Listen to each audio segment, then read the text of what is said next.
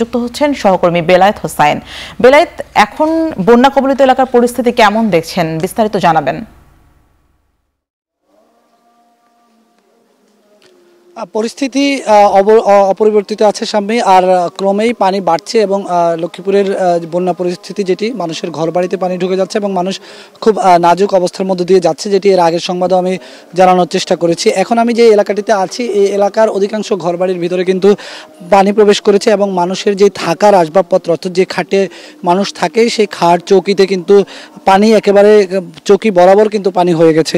সব মিলিয়ে এখানকার যারা খেটে খাওয়া মানুষ আছেন, নিম্ন আয়ের মানুষ আছেন, সবাই খুব বাজে পরিস্থিতির মধ্যে দিয়ে যাচ্ছেন। আমার আশেপাশে যতগুলো বাড়ি আছে এরা বেশিরভাগই রিক্সা চালক, নিম্ন আয়ের মানুষ। এই বাড়িগুলোর বেশিরভাগই কিন্তু প্লাবিত হয়ে গেছে এবং যেটি বলছিলাম এর আগেও যে বিভিন্ন আশ্রয় কেন্দ্রে মানুষ যেভাবে গিয়ে আশ্রয় নিয়েছে, আর নতুন করে গিয়ে কেউ আশ্রয় নেবে সেই জায়গাটি এখন কোনো আশ্রয়কেন্দ্রে সেভাবে নাই।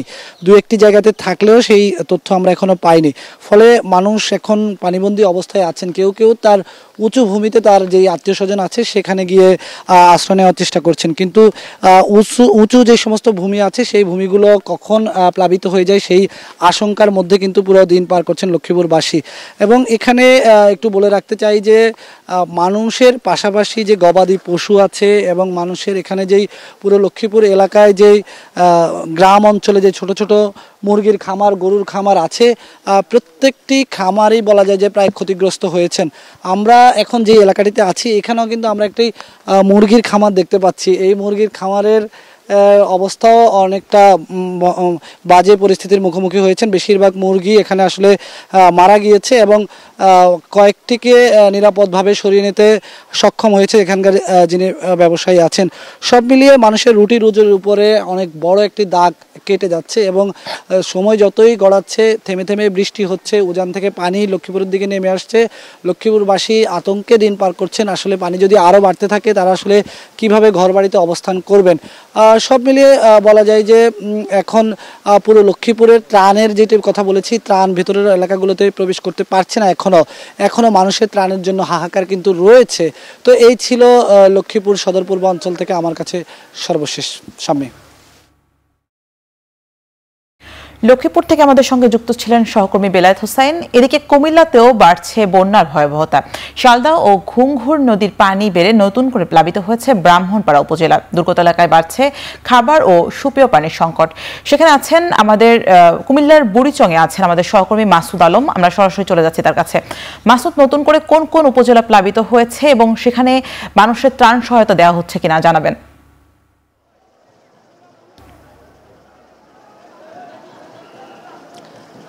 সামনে নতুন করে প্লাবিত হচ্ছে কুমিল্লার ব্রাহ্মণপাড়া উপজেলা এবং দেবিদ্বার উপজেলার বেশ কিছু গ্রাম।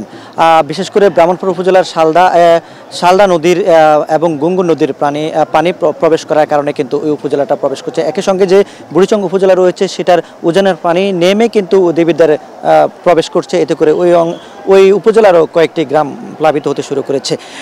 এখানকার যারা স্বেচ্ছাসেবী রয়েছেন তারা এখান থেকে ত্রাণ নিয়ে কিন্তু ব্রাহ্মণপাড়ায় নিয়ে যাচ্ছেন, যার কারণ হচ্ছে ওই দিক থেকে কোনো ধরনের ত্রাণ প্রবেশ করা যাচ্ছে না।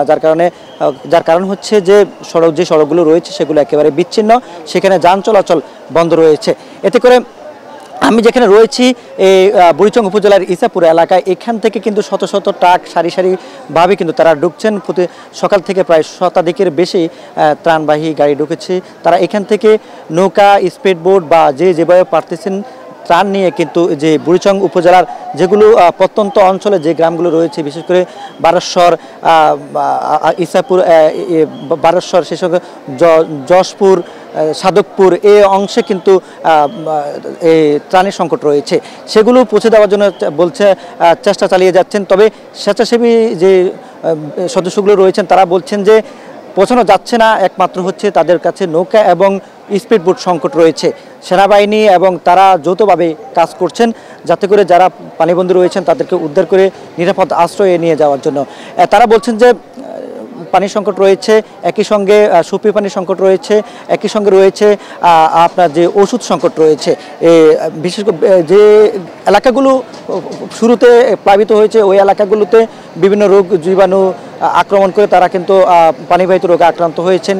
বিশেষ করে শিশুরা যারা আশ্রয়কেন্দ্র রয়েছেন তারা কিন্তু নিউমোনিয়া এবং হাসি কাশি সর্দিজনিত রোগে আক্রান্ত হচ্ছেন।